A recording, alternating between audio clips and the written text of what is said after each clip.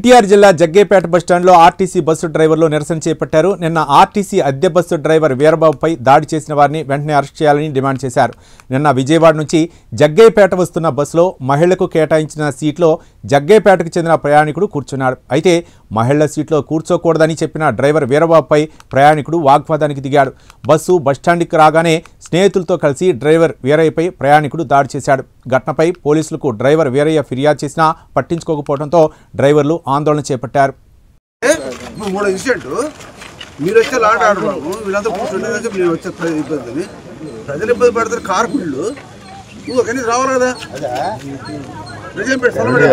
ఒక బస్సు కూడా ఆగకూడదు. ఒక బస్సు ఆగినా పబ్లిక్ ఇబ్బంది కదా. మీరు ఎట్లాంటి బస్సులు ఆగిపోతే మీరు అలాగే సార్ ఎందుకు లేచి వచ్చాడు పొద్దున్నే, మేము ఎందుకు లేచి వచ్చాం, డ్రెస్ కూడా చేయలేదు, లేచి యూనిఫామ్ వేసుకుని వచ్చేది ఏంటి ఉంటుంది. అది సార్ వచ్చినట్టు తెలిసే తెలీదా మీకు?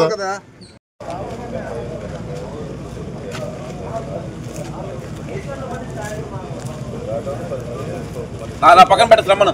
సంఘ వ్యతిరేక శక్తుల దౌర్జన్యం, సంఘ వ్యతిరేక శక్తుల దౌర్జన్యం.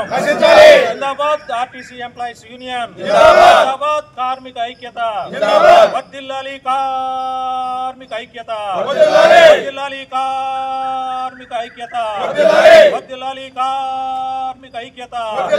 నశించాలి దౌర్జన్యకర శక్తుల దౌర్జన్యం, నశించాలి రౌడీయిజం, ఆర్టీసీ కార్మికులపై రౌడీయిజం, ఆర్టీసీ కార్మికులపై రౌడీయిజం, నశించాలి అద్దె బస్సు డ్రైవర్లపై రౌడీయిజం, నశించాలి అద్దె బస్సుల డ్రైవర్లపై రౌడీయిజం.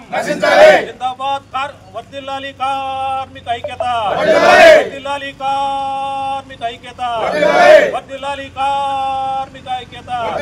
రక్షణ కల్పించాలి ఆర్టీసీ కార్మికులకు, రక్షణ కల్పించాలి ఆర్టీసీ కార్మికులు. ఇట్లాంటి వాళ్ళంతా ఇక్కడ ధైర్యం చేయలేండి మా మీద. ఇప్పుడు శ్రీశక్తి పథకం పెట్టిన తర్వాత మేము 50 కిలోలు అని మంచి ఏదైనా మోసే కెపాసిటీ రోజు 100 కిలోలు మోస్తున్నాం సార్. 2 రోజులు మొత్తం 3 రోజులు మొత్తం 100 కిలోలు జీవితాంతం పోయటం మా వల్ల ఇద్దండి. చచ్చిపోతామండి, కండక్టర్ చచ్చిపోతారు, కండక్టర్ డ్రైవర్లు. ఆ రకమైన వర్క్ లోడ్ పెరిగింది. ఒక్క సర్వీస్ పెంచాడు అడగండి మా డిఎం గారు. ఒక్క సర్వీస్ పెంచడం సిబ్బందిని ఒక్కడిని కూడా పెంచలేదు సార్. ఇదివరకు మా డిపో 10 లక్షల ఆదాయం వస్తే శ్రీశక్తి పెట్టిన 20 లక్షలు వస్తున్నాయండి ఆదాయం. దానికి ఒక్క డ్రైవర్ని పెంచలా, ఒక కండక్టర్ని పెంచలా, ఒక సర్వీసు, ఒక ట్రిప్ పెంచలా. అంటే ఈ అదనంగా 10 లక్షల భారం కూడా మా కండక్టర్ డ్రైవర్లు చేస్తున్నాం. ఆ భారం మేము వస్తున్నాం కానీ మేము ప్రయాణికుల నుంచి ఎన్నో ఇబ్బందులు.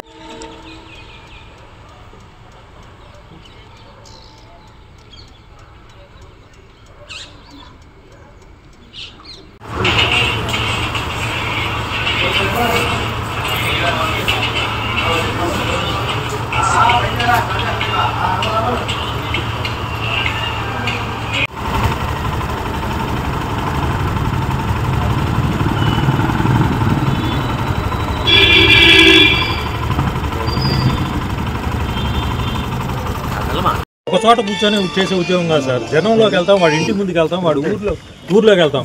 అక్కడికి వెళ్ళి మేము ఎట్లా దౌర్జన్యం చేస్తామని మేము ఎట్లా దుర్భాషలు ఆడలేం కదా. షేంపేటలో జరిగిన 70 మంది ఆడవాళ్ళు ఉన్నప్పుడు ఇది ప్రీ పోస్ట్ కాదమ్మా అని చెప్పేసి మా కండక్టర్ అంటే ఆయన వీరకృష్ణ అనేవాడు వచ్చి వాడు హీరోయిజం చూపించండి ఆడవాళ్ళ ముందు. అప్పుడు ఒకవేళ అప్పుడు స్టేషన్కి వచ్చి వాళ్ళు ఏం చెప్తున్నారు సార్, ఆడవాళ్ళు నా చీర పట్టుకు లాగాడు ఈ కండక్టర్ అని ఒక ఉంటుంది, నన్ను ఏదో బూతులు తిట్టాడని ఒక ఉంటుంది. ఆ ఊళ్ళోకి వెళ్ళి వేరే ఊళ్ళోకి వెళ్ళి ఉద్యోగం చేయడానికి వెళ్ళినప్పుడు వీడు మాట్లాడతాడు సార్, అట్లా మాట్లాడతాడండి. అప్పుడు 70 మంది ఎక్కారు. వీళ్ళకి ఎంత ఒక 2 కిలోమీటర్ల డిస్టెన్స్ అండి. 70 మందికి ఈ 2 కిలోమీటర్ల డిస్టెన్స్లో మేము టికెట్లు ఇష్యూ చేయాలండి ఆర్టీసీ చట్టం ప్రకారం.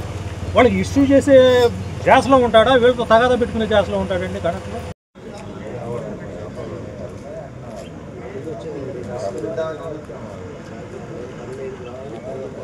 అంటే ఇద్దరు మీద దాడి జరిగింది.